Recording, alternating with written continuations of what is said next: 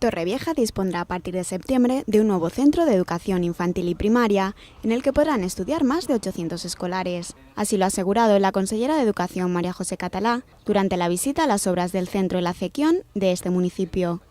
Si todo continúa así, y vamos a intentar que así sea, la empresa está esforzándose mucho, pues tendremos un inicio del curso con un colegio nuevo.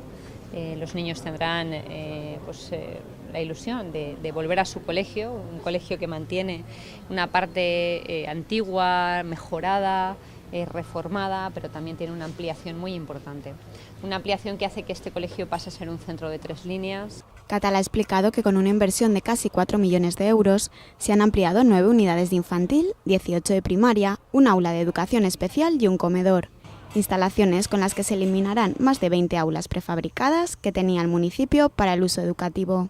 Lo que va a conseguir es que una reivindicación necesaria de la ciudad se convierta en una realidad para el inicio del curso, que comenzará, estoy convencida, con la ilusión y la fuerza de poder tener unas instalaciones adecuadas. La consellera también ha señalado que esta iniciativa se enmarca dentro del Plan de Infraestructuras Escolares de Crea Escola y que se seguirán llevando a cabo otros proyectos que mejoren el sistema educativo de este municipio alicantino.